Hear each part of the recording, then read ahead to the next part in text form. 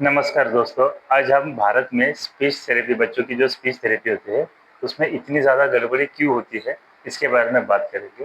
देखिए दोस्तों, speech therapy बच्चों के लिए एक बहुत अहम हिस्सा होता है। जब बच्चे में स्पेशल इश्यूज़ होते हैं, खासकर ऑटिज़्म, एडीएचडी या जिन्हें स्पीच डिले है, उन्हें लेके स्पीच थेरेपी बहुत अहम होती है। लेकिन दिक्कत ये होती है कि कई बार पेरेंट्स को आइडिया नहीं आता कि हम जिस स्पीच थेरेपिस्ट के पास जा रहे हैं, वो जेन्युइन में स्पीच थेरेपिस्ट है या कोई और है। और ये जब से कोविड के बाद हमारे देश में जब ऑटिज्म, एडीएचडी या स्पेशल बच्चे बहुत ज़्यादा बढ़ गए, तो बच्चों के थेरेपी से लेके उसमें कई सारे, यानी कि ओटी में है या स्पीच या एबीए थेरेपी या बिहेवियरल थेरेपी में लेके बहुत सारी मेजर गड़बड़ी होती है। उसमें से मैं आज स्पीच थेरेपी के बारे में बात करूंगा। देखिए, आपको ये पता होना बहुत ज़रूरी है कि आपका बच्चा जहाँ पे स्पीच थेरेपी के लिए जा रहा है, वो सही जगह है या नहीं है, और आप इसे कैसे आसानी से क्रॉस वेरीफाई कर सकते हैं, मैं आज बताऊंगा। देखिए, सबसे पहले आपको गूगल में जाना है। हो सके तो एक बुक और पेन लेके रखिएगा, तो आपके लिए ये ज़्यादा फायदेमंद रहेगा। आप गूगल में जाइए, वहाँ पे अली यावर जग इंस्टीट्यूट हेयरिंग एंड स्पीच करके ये टाइप कीजिएगा। ये एक इंस्टीट्यूट है जहाँ पे इंडिया में सबसे ज़्यादा speech therapist, special educator, psychologist, अलग अलग तरह के और एक्सपर्ट भी बाहर निकलते हैं। तो उनकी वेबसाइट पे जाइएगा। आप जब उनकी वेबसाइट पे जाओगे, तो वहाँ पे एक एकेडमिक सेक्शन करके मिलेगा आपको। कई सारे सेक्शन है, उसमें एकेडमिक सेक्शन है, वो क्लिक कीजिएगा। उसके उसके अंदर भी कई सारे ऑप्शन मिलेंगे। उसमें से डिप्लोमा एंड डिग्री के कोर्सेज देखिएगा। पहले डिप्लोमा के कोर्सेज चेक कीजिएगा, फिर डिग्री के। एक ब्रैकेट में आपको कई सारे कोर्सेज के नाम रहेंगे, उसके पीछे जो क्वालिफिकेशन रिक्वायर है वो, उनका कोर्स ड्यूरेशन, ये सारी इंफॉर्मेशन लिखी रहती है। और उसके नीचे ठीक आपको स्कोप एंड प्रोस्पेक्ट नाम का एक ऑप्शन दिखाई देगा।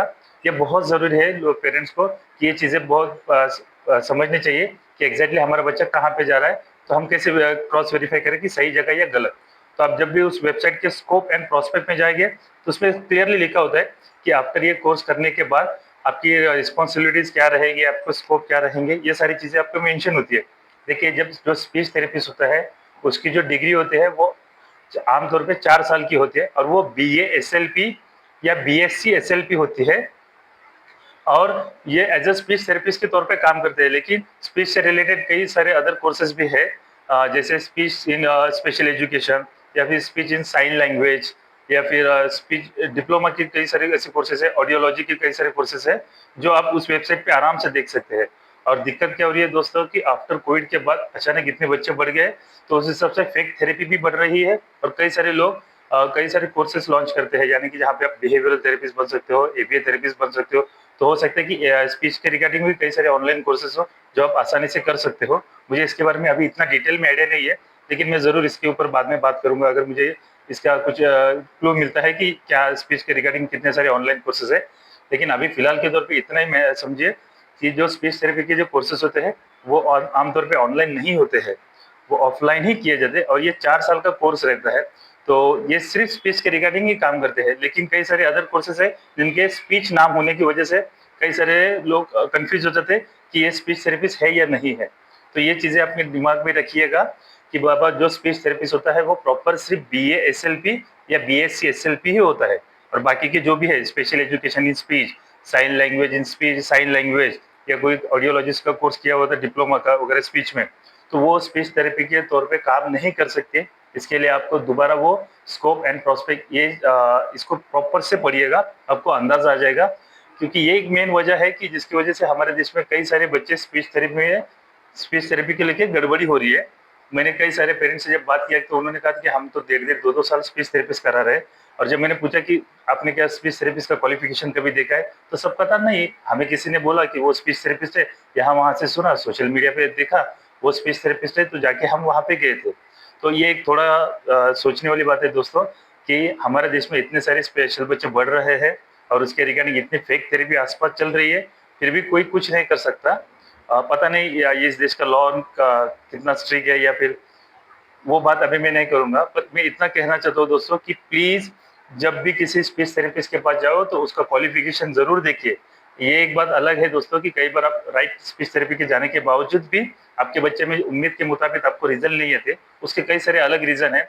मैं एक अलग से उसके ऊपर वीडियो बनाऊंगा कि सही स्पीच थेरेपिस्ट के हाथ में जाने के बावजूद भी उम्मीद के मुताबिक रिजल्ट क्यों नहीं आता। लेकिन कुछ बच्चे ऐसे भी है दोस्तों कि जो एक जिन्हें स्पीच डिले का इश्यूज होता है या फिर अदर माइल्ड इश्यूज होते हैं, लेकिन जब एक स्पीच थेरेपिस्ट के पास जाते हैं ना, तो बहुत अच्छा सा चेंजेस आ जाते हैं और बच्चे का स्पीच बहुत अच्छे से इंप्रूवमेंट होता है। तो आपको एक अच्छा स्पीच थेरेपिस्ट ढूंढना भी बहुत जरूरी है।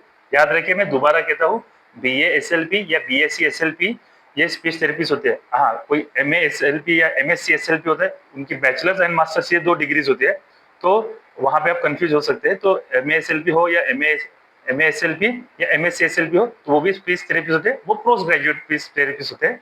तो ये चीजें याद रखिए और कोशिश कीजिएगा, अगर आपका बच्चा स्पेशल है तो कहीं पे भी किसी के हाथ में जाने से पहले सोच समझ के डिसीजन लीजिएगा। अगर आपको पता है कि बाबा ऑटिज्म या ADHD में कितने सारे स्पेशलिस्ट है और उनका क्वालिफिकेशन क्या है और कब किसका क्या रोल है, अगर ये आपको अर्ली स्टेज में पता चल गया, तो आप बच्चे को बहुत अच्छे से आसानी से इस मुसीबत से निकाल सकते हो। देखिए, मैंने कई सारे पेरेंट्स से बात किया था, तो मुझे पता चला कि अर्ली स्टेज में जब बच्चा उनका डायग्नोस हुआ, तो एक साथ उन्हें speech therapy and occupational therapy दोनों बताया गया था। और पेरेंट्स भी कंफ्यूज हो गए थे कि ये दोनों लगाए या दोनों में से एक लगाए, क्योंकि कई बार फाइनेंशियली चीजें होती है, वो मैटर करती है। तो कई सारे पेरेंट्स अपने एंड पे सिर्फ स्पीच थेरेपी लगाते हैं, ओटी को थोड़ा इग्नोर किया जाता है। लेकिन दोस्तों, ओटी भी बहुत ज्यादा अहम होता है। स्पीच बच्चे की स्पीच थेरेपी आने से पहले ओटी पे काम होना बहुत ज्यादा जरूरी होता है। तो ये चीजें आप ध्यान में रखिएगा। एक सही स्पीच थेरेपिस्ट की एडवाइस लेना बहुत जरूरी होता है, लेकिन उसका क्वालिफिकेशन, उसका एक्सपीरियंस, उसका एक्सपर्टीज, ये सारी चीजें देख के ही किसी के पास भी जाइएगा। और प्लीज फेक ट्रीटमेंट या फेक लोगों से या फेक एक्सपर्ट से थोड़ा बच के रहिएगा। अगर आपको लगा कि किसी एक्सपर्ट का क्वालिफिकेशन को लेकर आपको डाउट है, तो आप जाके गूगल में उस कोर्स के बारे में थोड़ा डिटेल में जानिएगा और देखिएगा कि वो कोर्स ऑनलाइन या ऑफलाइन अवेलेबल होता है कि नहीं, क्योंकि आजकल ऑनलाइन कई सारे ऐसे कोर्सेज इजीली अवेलेबल हो जाते हैं और जो कोई भी करके अपने आप को कुछ भी एक्सपर्ट बोल सकता है। और ऐसे इन एक्सपीरियंस या जो प्रॉपर एक्सपर्टीज नहीं होते, उनके हाथ में अगर बच्चा गया तो बच्चों का काफी नुकसान होता है। तो बच्चे का जो भी है, स्पीच थेरेपी हो, ओटी हो या अदर कोई भी थेरेपी चल रही हो, तो प्लीज सोच समझ के डिसीजन लीजिएगा। और जिनके हाथ में जा रहा है, उनका क्वालिफिकेशन, उनका एक्सपीरियंस, उसका एक्सपर्टीज, ये चीजें भी ध्यान में रखिएगा। अगर स्पीच से रिगार्डिंग अगर कोई आपको इश्यूज है, तो आप कमेंट कर सकते हैं, या फिर आपका कोई एक्सपीरियंस है तो आप उसे शेयर कर सकते हैं। Thank you.